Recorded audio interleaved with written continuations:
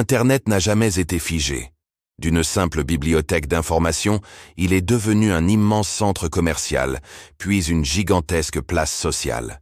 Aujourd'hui, une nouvelle ère s'ouvre. Celle où nous ne faisons pas qu'utiliser le web, mais où nous le possédons. Et c'est là que P-Network change tout. Ce que vous allez découvrir dans cette vidéo, ce n'est pas seulement l'histoire du Web 1, du Web 2 et du Web 3, mais comment P-Network pourrait bien être la clé de cette révolution. Pour comprendre le futur, il faut remonter au début. Le Web 1, c'était les années 1990 à 2005. Imaginez un immense livre numérique. Yahoo, Netscape, AOL, des pages statiques, sans interaction. L'utilisateur? Simple spectateur. On ne faisait que lire. Les revenus venaient de la publicité basique et de quelques abonnements. C'était une époque fascinante. La numérisation des informations commençait, mais le pouvoir appartenait uniquement aux créateurs de sites. L'utilisateur n'avait ni voix, ni contrôle, ni pouvoir économique. En tant qu'ancien trader, je vois cette ère comme celle d'un marché fermé, dominé par une poignée de fournisseurs d'informations. La valeur circulait dans un seul sens, du créateur vers le consommateur. Puis, est arrivé le Web 2, à partir de 2005. Une révolution. Internet n'était plus seulement une bibliothèque, il est devenu une place publique. Facebook, YouTube, Amazon, TikTok. Les utilisateurs ne se contentaient plus de lire. Ils pouvaient écrire, partager, créer. Mais attention, cette liberté avait un prix. Les géants de la tech ont compris la véritable richesse, nos données. En réalité, nous étions devenus les produits. Plus vous likez, plus vous scrolliez, plus vous enrichissiez Google, Meta, Amazon. Économiquement, c'était le triomphe des plateformes.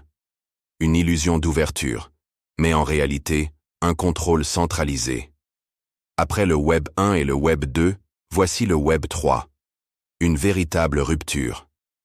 Pour la première fois, Internet cesse d'être uniquement un espace centralisé pour devenir un réseau décentralisé. Le Web 3, c'est la blockchain, les smart contracts, les NFT, la finance décentralisée, les DAO.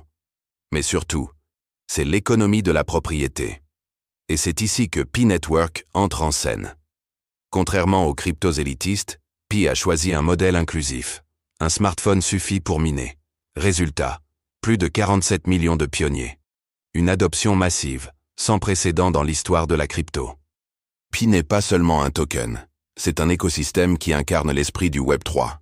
La décentralisation via ses nodes, la propriété numérique grâce aux wallets sécurisés, et surtout, un futur mainnet où des centaines d'applications permettront d'utiliser Pi dans la vie réelle. Imaginez un futur où les gouvernements publient leurs données sur la blockchain, où les paiements transfrontaliers se font en secondes, où les communautés décident elles-mêmes de l'évolution des applications. P-Network est bien placé pour incarner ce futur grâce à sa communauté massive, sa vision centrée sur l'utilisateur et son intégration progressive dans l'économie réelle.